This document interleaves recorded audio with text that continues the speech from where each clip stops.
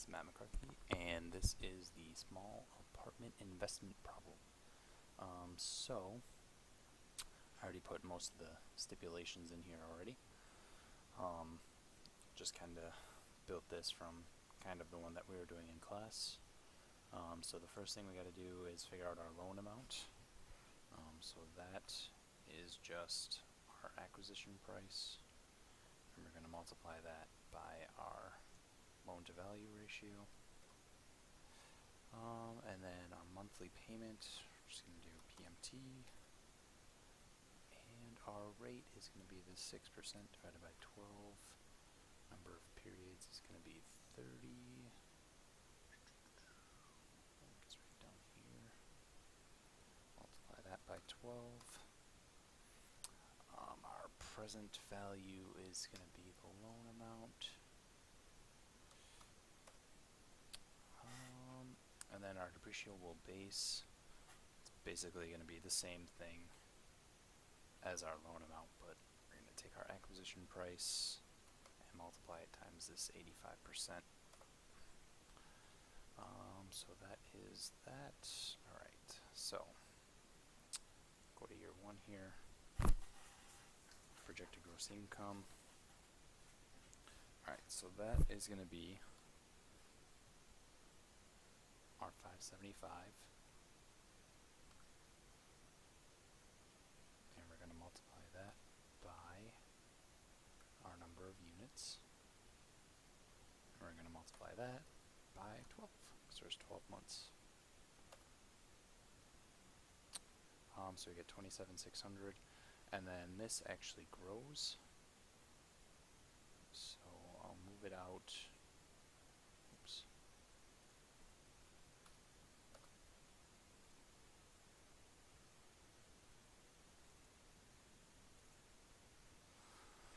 I'll move it out there, and this is going to grow by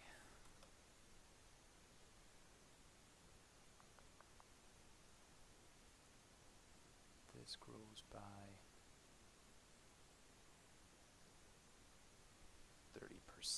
Oops. It's going to be this number.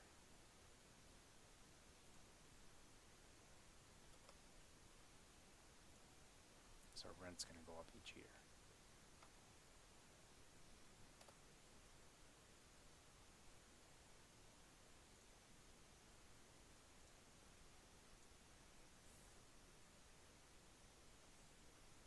Actually, let's just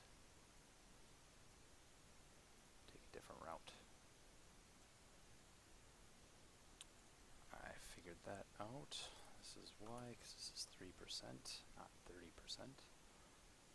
So let's try that again.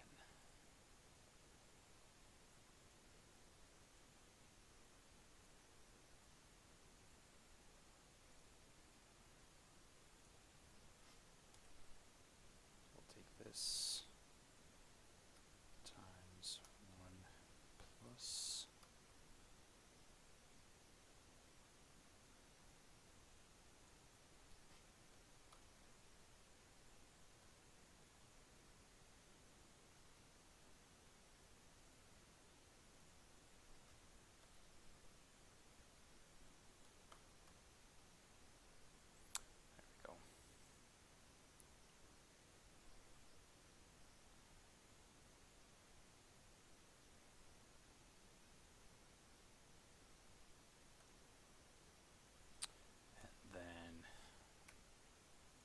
it's just this number times 1 plus 3%.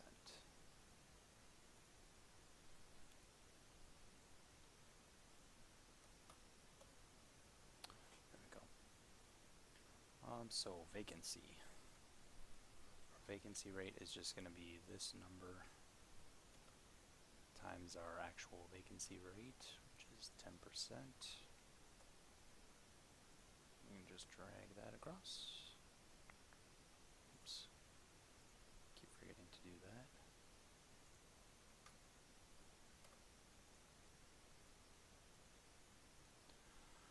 Alright, so now it gives us our EGI. So I'm going to actually change these to negatives.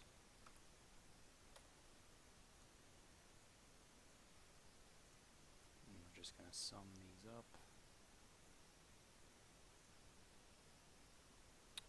Alright, so total operating expense. We have our fixed cost, which are $6,500. Our variable costs, which are $2,750, and our reserves, which are $3,500. Now our growth for these, I did it again for these. This is supposed to be 0.03.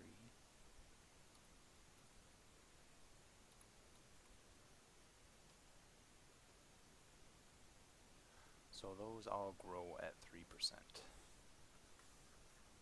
So what we're going to do is take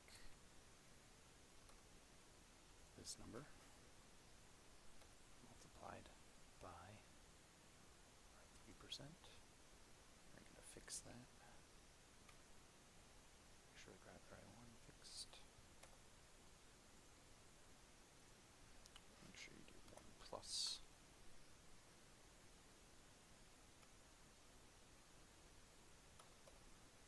There we go. Now we should be able to drag it across. And then basically the same thing for this. I'm going to take this number multiplied by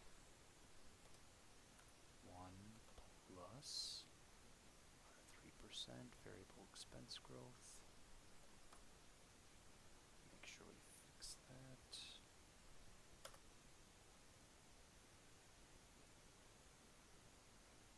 The same formatting. And then basically the same thing for this one. Times 1 plus 3%.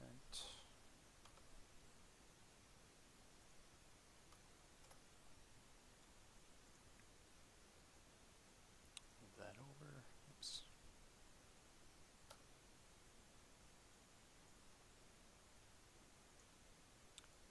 Alright, so now for our total operating expense, it's just all these added up.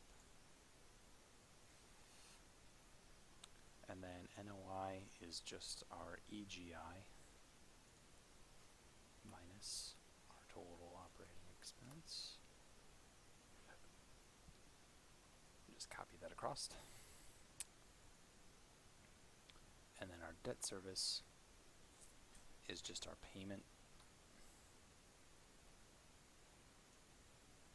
times 12. So that's how much debt is coming out each year, and it's going to be the same. Oops. It's going to be the same each year because our payment is not going to increase. And then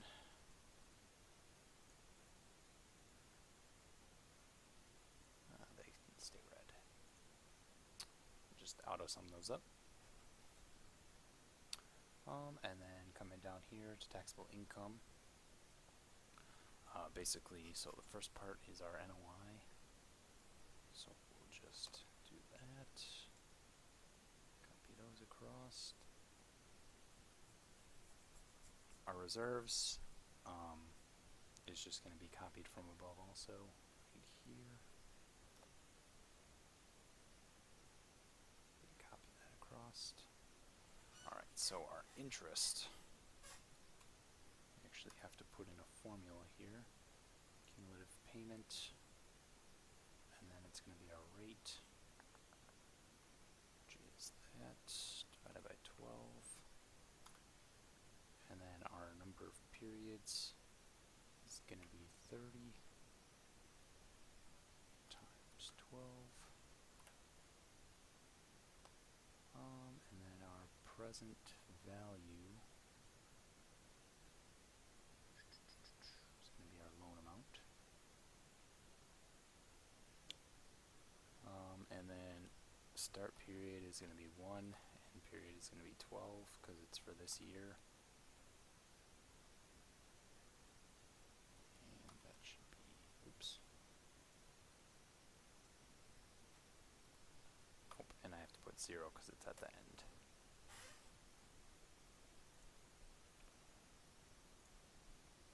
Alright, so I am going to copy these over.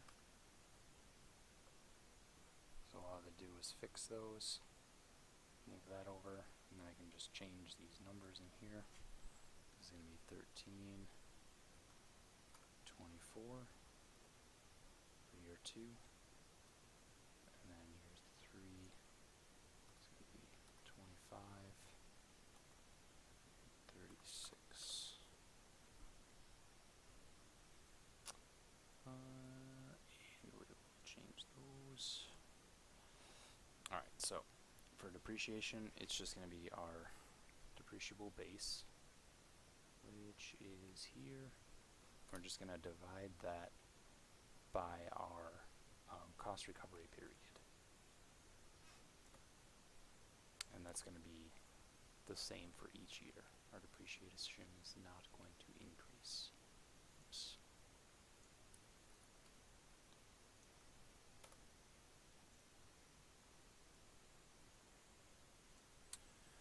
Alright, now just take, well, actually, I'll make this easier. Make these numbers negative.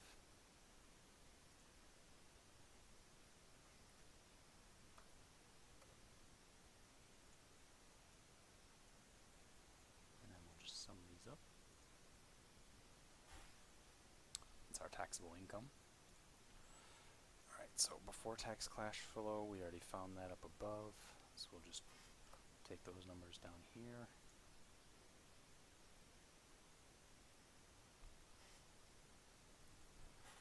And then our tax impact, that's just going to be our taxable income, which we just found. And we're going to multiply that times our tax rate, which is the 33%. And then we can just drag that across. And that is going to actually be a negative number, so I'll put that in there.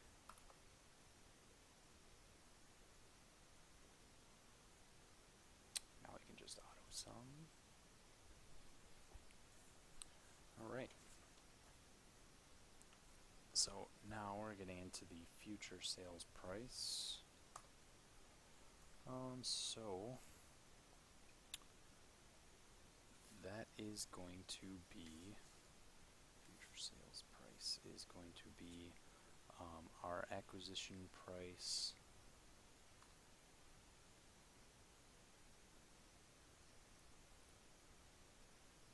times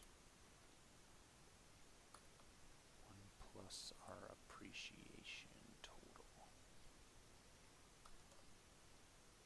So 196,000. And then our selling cost is just going to be our future sales price. We're going to multiply that by our selling cost, which is 6%. Right there. And we're going to make that a negative.